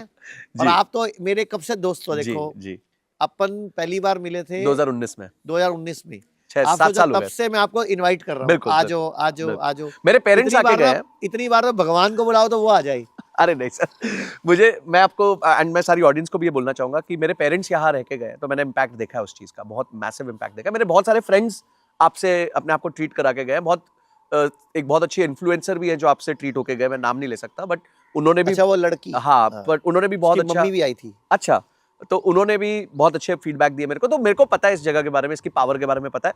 मैं सिर्फ चाहता था कि राइट तरीके से मैं लोगों तक इसको प्रेजेंट कर सकूं। मैं कोई मतलब अभी भी मैं यही कहना चाहूंगा कि मैं आयुर्वेदा को प्रमोट कर रहा हूं थ्रू आचार्य मनीष जी, जिन्होंने एक्चुअली आपने सर बहुत बड़ा काम किया है हमारे देश के लिए, कि जहाँ पे आपने परचम लहराया एक तरीके का आयुर्वेदा का। मुझे ये भी याद है कि पिछले कुछ 2-3 साल पहले एक डिस्कशन में आपने बताया था कि किस तरीके से आपने गवर्नमेंट के साथ काम करके आयुष को इंश्योरेंस में इंट्रोड्यूस किया था। Yes yes. तो सर वो इनिशिएटिव क्या है और इसका फायदा कैसे लोग ले सकते हैं? देखो आज जब 2020 में, उससे पहले हमारे सिर्फ क्लिनिक्स होते थे, ये सबके लिए स्टोरी भी काम की है। 2020 में सिर्फ क्लिनिक्स होते थे और उससे पहले हमारा कोई हॉस्पिटल नहीं था। जब कोरोना आया ना, तो मैंने एक चीज़ नोटिस करी कि आयुर्वेद बंद कर दिया गया, सब कुछ बंद हो गया भारत में, सिर्फ एलोपैथी चला। तो मुझे बड़ा दुख हुआ कि आज भी हम गुलाम है क्या, कि भाई यूनिवर्सिटी बंद, कॉलेज बंद, आयुर्वेद के हॉस्पिटल बंद, डॉक्टर बंद, मेरी भी क्लिनिक बंद हो गई। तब मेरी 85 क्लिनिक होते थे, हॉस्पिटल एक भी नहीं था।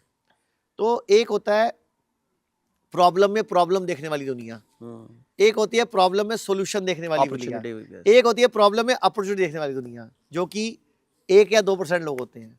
तो मुझे लगा इतना आयुर्वेद पिछड़ा हुआ है, तो मैंने क्या करा, जैसे ही कोरोना में ये आपका लॉकडाउन लगा, मैंने प्रधानमंत्री, राष्ट्रपति, DC, high court, supreme court, सब जगह चिट्ठियां डाल दी कि भाई आयुर्वेद को बंद क्यों कर दिया, ये डॉक्टर नहीं है क्या। तो 10 दिन बाद खुल गए क्लिनिक। अच्छा, तो मुझे एक चीज तो समझ आ गई कि एलोपैथी आसमान है और आयुर्वेद धरती के भी नीचे गड़ा हुआ है। तो मैंने आप जैसे भाइयों से सलाह लिया, आपको याद है मेरा फोन आया था जी, तो आपने बोला आप कंपनी को लिस्टेड कराओ, प्लस कोई यूनिक बिजनेस मॉडल क्रिएट करो जी, जिससे सच में दुनिया का भला हो। तो मैंने कहा अभी लॉकडाउन लगा हुआ है, तो मैंने कहा स्टडी करते हैं। तो मैंने स्टडी करी, पूरी दुनिया के कुछ रिसर्च पेपर निकाले कि एलोपैथी बड़ी कैसे हुई। तो पता चला एलोपैथी बड़ी हुई number 1 research and evidence based proof करने से अपने आप को, नंबर 2 हेल्थ इंश्योरेंस, यस, इलाज फ्री होता है, इस चक्कर में लोग इलाज करा लेते हैं, सही कह रहे हैं। कई बार गलत भी हो जाता है। तीसरा सरकारी राजश्रय बोलते हैं उसको, सरकारी आश्रय, क्योंकि जितनी हमारी गवर्नमेंट लॉबीज हैं या जो प्रशासनिक अधिकारी हैं वो एमबीबीएस डॉक्टरों के दोस्त होते हैं, तो इनको एक दूसरे की सपोर्ट मिलती है। प्लस सरकारी योजनाओं में भी एलोपैथी को आगे रखा जाता है, सरकारी बजट में भी एलोपैथी को आगे रखा जाता है, और सरकारी कर्मचारियों का इलाज फ्री होता है। अच्छा, मैंने चेक करा आयुर्वेद में कुछ भी नहीं था। फिर मैंने एक चीज नोटिस करी कि आयुर्वेद के डॉक्टरों के अधिकार भी नहीं है। अच्छा, जैसे अगर आपको देश में लाइसेंस बनवाना है तो आपको एलोपैथी डॉक्टर से ही मोहर लगवानी पड़ेगी। अगर आपको मेडिकल सर्टिफिकेट बनवाना है तो भी एलोपैथी डॉक्टर साइन लगाएगा। मतलब आयुर्वेद का डॉक्टर होकर भी डॉक्टर नहीं है। अच्छा, उसके घर वाले भी डॉक्टर नहीं मानते। और एक प्रॉब्लम हो रहा है, आयुर्वेद के कॉलेजेस में या एलोपैथी के कॉलेजेस में भी पेशेंट ही नहीं होते। जब इंस्पेक्शन होती है, सड़क से मजदूर पकड़ के लाए जाते हैं, रेडी वाले पकड़ के लाए जाते हैं और उनको लिटाया जाता है और उन पर ट्रीटमेंट होता है, उनको मतलब फाइल बनाई जाती है। ये सब हॉस्पिटलों में होता है। सिर्फ कुछ रेयर हॉस्पिटल्स हैं भारत में जहाँ पेशेंट रियल में आते हैं, जैसे पीजीआई में आते हैं, ऐसे डीवाई पाटिल मुंबई में आते हैं, लेकिन बाकी बहुत सारे कॉलेजेस में बच्चों को एक्चुअल पेशेंट देखने को नहीं मिलते। चाहे वो एमबीबीएस वाले हैं, चाहे वो बीएचएमएस हैं, चाहे वो बीएमएस हैं, पेशेंट नहीं है। तो मेरे को एक चीज समझ आई कि इस देश में बहुत सारा काम करने की जरूरत है। तो मैं लग गया, सरकार, एनजीओ से बात करी, कुछ लोगों से बात करी, सरकार को प्रेजेंटेशन दिया, इल्डा को मिला, तो बड़ी खुशी मिली कि सरकार ने भी इनिशिएटिव लिया। सरकार ने हमारे जो आयुष का विभाग बनाया जी, मोदी जी ने लगभग 10-12 साल पहले, उसके बाद आयुष के जो सेक्रेटरी है उसमें आयुर्वेद के डॉक्टर को लाया गया, तो वो काम चल रहा था। तो मैं तो चिट्ठी लिखता था या डायरेक्टली इनडायरेक्टली रिप्रेजेंटेशन देता था और इस देश में काम होते चले गए। हेल्थ इंश्योरेंस में आयुर्वेद आ गया, बहुत बढ़िया। आज सारे हेल्थ इंश्योरेंस आयुर्वेद में सभी हॉस्पिटलों में चलते हैं जो एनएबीएच है। ओके, इसके बाद सारी सरकारी कर्मचारी, चाहे वो सेंट्रल गवर्नमेंट का कर्मचारी है, चाहे वो आर्मी का है, चाहे वो CRPF, CISF, BSF, Assam rifle, NSG commando, मेरे फादर ओएनजीसी से हैं, तो सबका इलाज फ्री होता है जी। इसके अलावा सारे हेल्थ इंश्योरेंस फ्री चलते हैं। इसके अलावा पंजाब सरकार, हरियाणा, उत्तर प्रदेश और बिहार, ये 4 सरकारों के कर्मचारियों का इलाज भी फ्री होता है। तो मतलब देश में बदलाव आया और मोदी जी ने इसका बीड़ा उठाया।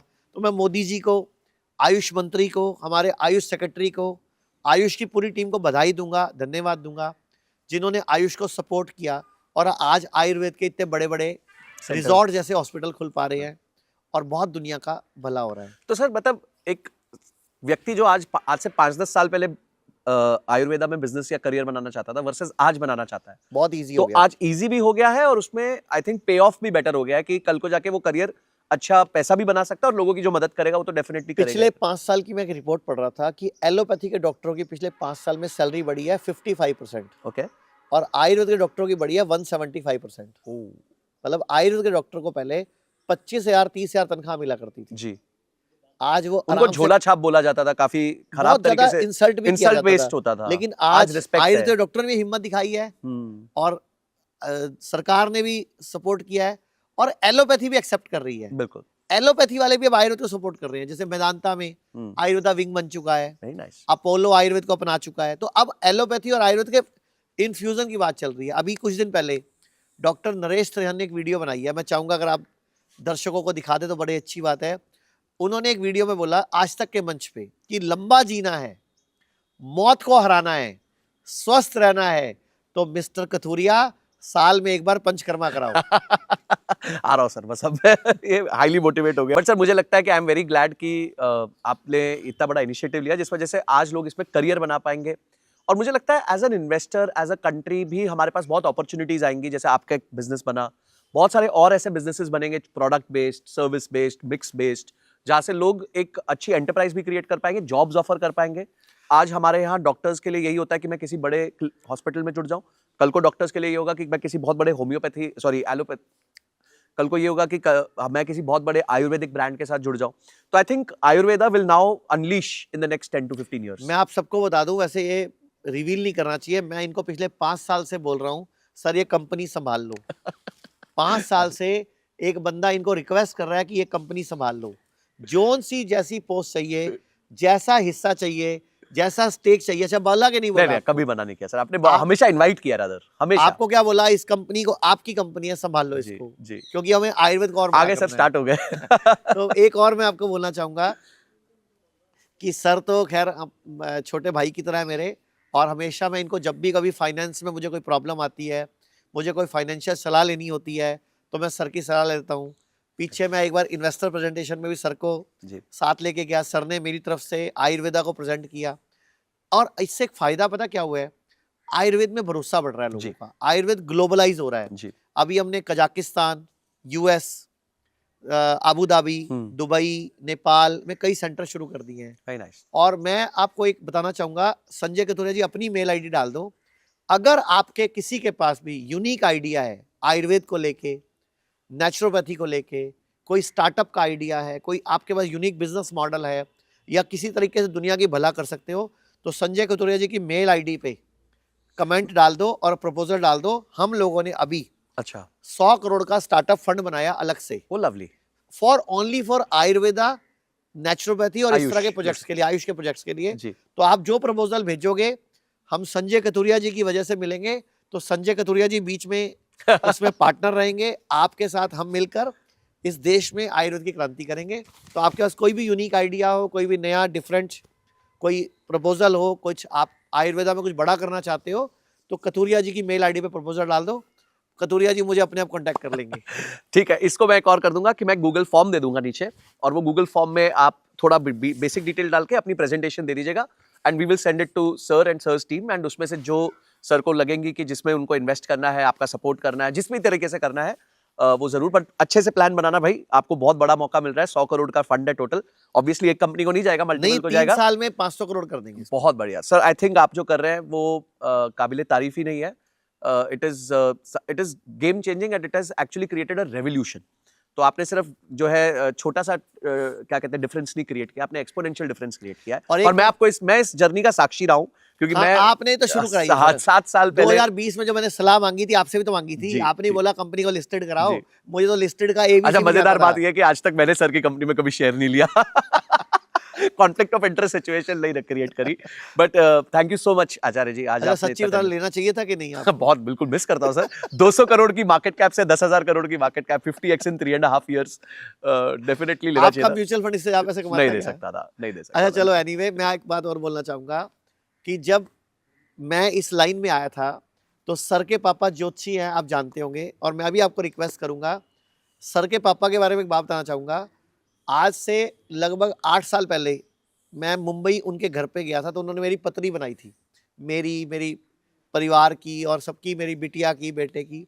उस टाइम मुझे कतूरिया जी के फादर, क्योंकि ये श्री गंगानगर के हैं, हाँ। और मैंने भी श्री गंगानगर में काम किया, तो एक वहाँ का जुड़ाव भी था। और मैं कसम से बता रहा हूँ, उन्होंने मुझे पत्री बना के कुछ बताया था कि ये 3-4 उपाय कर लो, तेरी एक बाधाएं चल रही हैं, ये उपाय कर लो। और मैंने लिटरली वो उपाय बिल्कुल ईमानदारी से किए, और आज जो मेरा सपना था, जो मैं दुनिया के लिए करना चाहता था, वो सब आज मैं कर पा रहा हूँ। तो आपके पापा का भी, थैंक यू सो मच। आपका भी, आपके परिवार का भी बहुत बहुत थैंक यू। मैंने you so आपके घर में लंच भी किया हुआ जी, है, जी। आपके साथ अलग से भी लंच किया जी, हुआ है, जी। तो मतलब आपके साथ मेरी जर्नी डिफरेंट रही है। बिल्कुल, बिल्कुल। और सर मेरा सौभाग्य है, क्योंकि आज मैं बहुत प्राइड से कह पाता हूँ लोगों को कि मैं आपको पर्सनली जानता हूँ। बहुत सारे पेशेंट्स होते हैं जो बहुत क्रिटिकल कंडीशंस में आते हैं, जिनको मैं जानता हूँ कि आप ठीक कर सकते हैं। आप पर्सनली मेरा फ़ोन उठाते हैं, पर्सनली उनको गाइड करते हैं, फिर आपको इनवाइट करते हैं। मतलब काफ़ी केसेस में तो आप चार्ज भी नहीं करते हैं। तो थैंक यू आचार्य जी, आपने इतना टाइम दिया, अपने यहाँ इतने ब्यूटीफुल सेंटर पे बुलाया। और मैं लोगों से एक बात कहना चाहूँगा कि आयुर्वेदा को लेके आप नेगेटिव मत सोचिए। हाँ, आपके मन में डाउट ज़रूर हो सकता है, क्वेश्चन ज़रूर हो सकते हैं। तो एक काम कीजिए, कमेंट सेक्शन में सारे क्वेश्चंस भर दीजिए।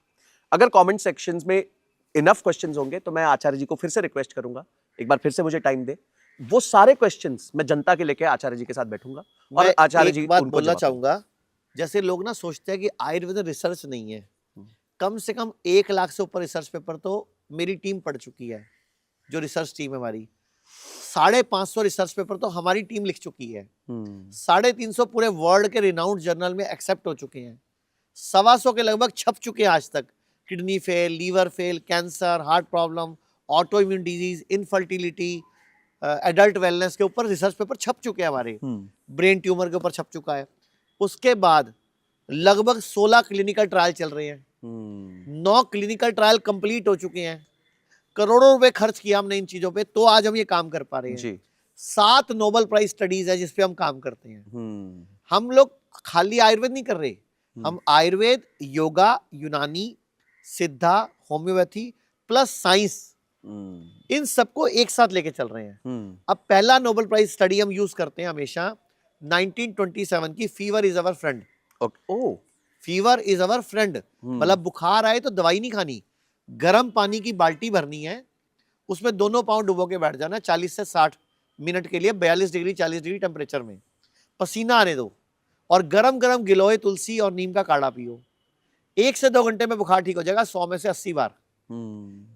अगर एक बार में नहीं ठीक हो रहा, दोबारा थोड़ी देर बाद दोबारा कर लो, 2-3 घंटे का गैप डाल के, अगले दिन सुबह दोबारा कर लो, 2-3 बार कर लो, आपका बुखार उतर जाएगा। लेकिन बुखार की दवाई दुनिया की सबसे खराब दवाई है।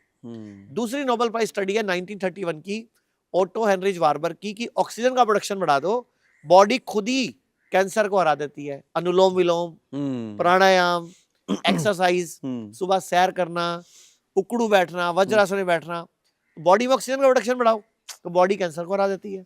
फिर 1998 की नोबेल प्राइज स्टडी है लुइस जे इग्नारो की, कि नाइट्रिक ऑक्साइड का प्रोडक्शन बढ़ा दो, कैंसर हार जाता है। तो आप फ्रूट ज्यादा खाओ, फ्रूट ज्यादा, सैलड, आपको भी मैं प्लेट 1 प्लेट 2 सिखाता हूँ। ये भी प्लेट 1 प्लेट 2 डाइट खाते हैं भैया, जो पहले नाश्ते में फ्रूट्स, लंच में सैलड और डिनर में पहले सूप जी। और आपने बीच में मुझे एक दिन फोन करके बोला था मैंने डिनर बंद कर दिया। हाँ, 6:30, मैं 7:30 के बाद नहीं खाता। मतलब 7:30-7 बजे के बाद नहीं खाते, जैसे हम बताते हैं।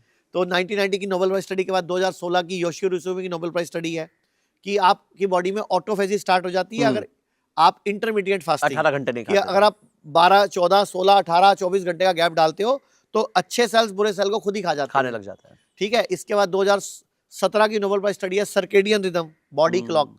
तो मैंने एक वीडियो बनाई थी, मैं ये बताना चाहूंगा बात, अगर बिल्कुल बिल्कुल बिल्कुल, पॉडकास्ट लंबा हो जाएगा। अरे कोई नहीं सर। हमारी बॉडी में, ये साइंस की बात बता रहा हूँ, हमारी बॉडी में लगभग 4000 आरएनए मैसेंजर्स हैं जो कि सर्दी गर्मी दिन रात के हिसाब से अपनी मूवमेंट्स करते हैं। लेकिन पिछले कुछ सालों से हमने सर्दी गर्मी खत्म कर दी। एसी कमरे में बैठ के बाहर निकलना बंद हो गया। तो वो मैसेंजर आरएनए कंफ्यूज है। कंफ्यूज हो गए। ऐसे ही हमने दिन रात खत्म कर दिया। रात को 9 बजे भी कमरे में लाइटें जल रही हैं, अब वो आरएनए को क्या पता कि भैया ये लाइट नेचुरल लाइट नहीं है। रात को आपकी 2 बजे नींद खुली, आपने बटन दबाया, सारे घर की लाइटें जला दी, क्योंकि आजकल आर्किटेक्ट घर बनाते हैं, जबकि आज से 30-40 साल पहले तक आपके बाथरूम में 0 वाट बल्ब होता था, आपके कमरे में 0 वाट बल्ब होता था, आपकी रसोई में 0 वाट। आप रात को डिम लाइट जलाते थे ताकि आंखों को लाइट ना लगे। हाँ, ब्लू लाइट लगाते हैं, ब्लू कुछ लाइट, लोग, हाँ, मतलब बिल्कुल छोटा सा बहुत बल्ब छोटी सी होता लाइट, था। हाँ। वो 0 वाट बोलते हैं, होता वो 0.5 वाट है वैसे। हाँ, तो लोग नीचे एक्चुअली नीचे लोग लिख देते हैं कि सर 0 वाट कैसे होता है। 0 वाट बोलते हैं भैया उसको, छोटा सा बल्ब होता है। तो मैं सारे भारत से रिक्वेस्ट करूंगा कि ये नोबेल प्राइज स्टडीज पढ़िए आप प्लीज, अपनी बॉडी पर अप्लाई कीजिए। कोई भी बीमारी ऐसी नहीं है दुनिया में जिसका आयुर्वेद में इलाज ना हो, बशर्ते आप सही वक्त पे आ जाए, सही टाइम पे आयुर्वेद को अपना ले। और आयुर्वेद कोई इलाज नहीं है, आयुर्वेद पूरी जीवन जीने की पद्धति है। मतलब आप अपना सुबह से लेकर रात तक का 4 स्तंभ है आयुर्वेद के, आहार, विहार, शमन और शोधन। अगर कोई खाली दवाई दे रहा है तो वो भी आयुर्वेद नहीं है। कोई खाली डाइट बता रहा है वो भी आयुर्वेद नहीं है। खाली डाइटिशियन के पास जाके भी आप ठीक नहीं हो सकते। तो आहार बदलो, लाइफस्टाइल बदलो, शमन मतलब दवाइयां, कुछ काढ़े, कुछ जड़ी बूटियां, शोधन मतलब पंचकर्म, और 5वां विश्वास। तो आहार, विहार, शमन, शोधन, विश्वास, ये 5 बनाओ, तब इनकलाब जिंदाबाद, मुट्ठी बनेगी, मुक्का बनेगा। अदरवाइज उंगलियां क्या करेंगी, क्या ही कर लेंगे। तो भैया एक चीज आयुर्वेद नहीं है। कई लोग बोलते हैं मैं ना आयुर्वेद की दवाई खा रहा हूँ 3 साल से। आयुर्वेद खाली दवाई नहीं है ना। कई लोग बोलेंगे मैं खाली डाइटिशियन से मैंने डाइट का कीटो प्लान लिया, ये फलाना पैकेज लिया। आप भी बीच में एक बार शुरू हुए थे, जब मैंने रोका आपको, वही रुक जाओ, ये नहीं ऐसे नहीं, ऐसे कर लो। फिर मैंने आपको हल्दी, काली मिर्च भी ऐड कराई थी। तो सारी चीजें मिलाओ, आहार, विहार, शमन और शोधन, बड़ी से बड़ी बीमारी को आप हरा पाओगे विश्वास के साथ। डेफिनेटली। और जो लोग आज आए थे उन्होंने भी पहले बोला कि मेरे को विश्वास था और मेरे में एक ज़ील थी कि मेरे को रहना है और करना है। और तभी आप बताओ, वो लड़का, यंग लड़का अगर अपना थायराइड ग्लैंड कटवा देता तो जिंदगी नर्क बन जाती ना। वो लड़की ने अपनी रिमूव कराई ना ब्रेस्ट, सारी बॉडी में कैंसर फैला लिया।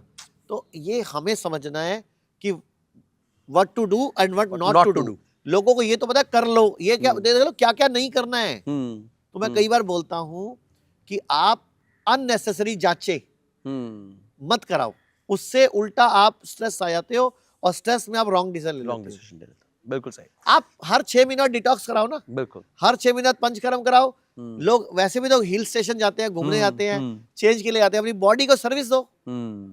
और सूरज डूबने के बाद खाना खाना बंद कर दो, हफ्ते में 1 दिन उपवास शुरू कर दो, पूरा भारत स्वस्थ हो जाएगा। जय। और मैं आपसे रिक्वेस्ट करूंगा कि आप अपने पापा को यहाँ भेजो, हाँ। खुद भी आओ, और पापा को बोलो कि हमारे पेशेंट्स का भी ज्योतिषी बनके उनको उपाय बताएं ताकि वो जल्दी ठीक हो जाए। जय हो। Thank you so much sir. Definitely तो आप उनको खुद ही बोल देंगे। मैं भी उनके बताए उपाय आज तक करता हूँ। वाह वाह। तो थैंक यू आचार्य जी, और इतना समय दिया आपने, इतनी सुंदर जगह पे बुलाया, और इतना बढ़िया से आपने समझाया। मेरा आयुर्वेदा पे फेथ बहुत है, मैं देख चुका हूँ, पर मैं चाहता हूँ कि हर भारतीय का आयुर्वेदा पे फेथ बने, ट्राई करे, क्योंकि इससे कुछ खराब तो होने नहीं वाला, ये तो पक्की बात है। होगा तो बहुत ही अच्छा होगा, और अगर नहीं होगा तो वहां तो हो जहां थे पहले आप, तो एटलीस्ट आप ट्राई जरूर करिए इस चीज पे। मैं तो रिक्वेस्ट करूंगा आप साथ में आ जाओ ना कंपनी में। डेफिनेटली सर, आ गया, आज से स्टार्ट हो गया। Thank you so much, thank you. तो गाइस, अगर आप यहाँ तक आ गए हैं तो यानी आपने एपिसोड को पूरा देखा है। अब कुछ एक्शंस आपको करने हैं। इस वीडियो को एटलीस्ट 20 से 25 लोगों को भेजिए जिनको आपको लगता है कि ये सारी नॉलेज उनको मिलनी चाहिए, ताकि उनकी भी हेल्थ अच्छी हो जाए। मैं खुद भी एक चैलेंज लेना चाहता हूँ, जहां मैं आचार्य जी के यहाँ जाऊंगा और वहां पे करीबन 2 हफ्ते रहूंगा और अपनी बॉडी को भी ट्रांसफॉर्म करने की कोशिश करूंगा। आप चाहते हैं मैं करूं तो नीचे यस जरूर लिख दीजिएगा कमेंट बॉक्स में। आचार्य जी से आपके और क्या सवाल है वो भी लिख दीजिए, ताकि मैं उनसे टाइम लेके फिर से उन सारे सवालों को पूछ सकूं और आपकी नॉलेज को एनहांस कर सकूं हेल्थ के अराउंड। गाइस, ऐसी नॉलेज को यूज कीजिए, अपनी हेल्थ को ठीक कीजिए। वीडियो को लाइक जरूर करना, चैनल को सब्सक्राइब करना, ताकि मैं ऐसे ही अमेजिंग गेस्ट आप तक लेके आ सकूं। Till the next episode, this is Sanjay Kathuria signing off. जय हिंद, जय भारत।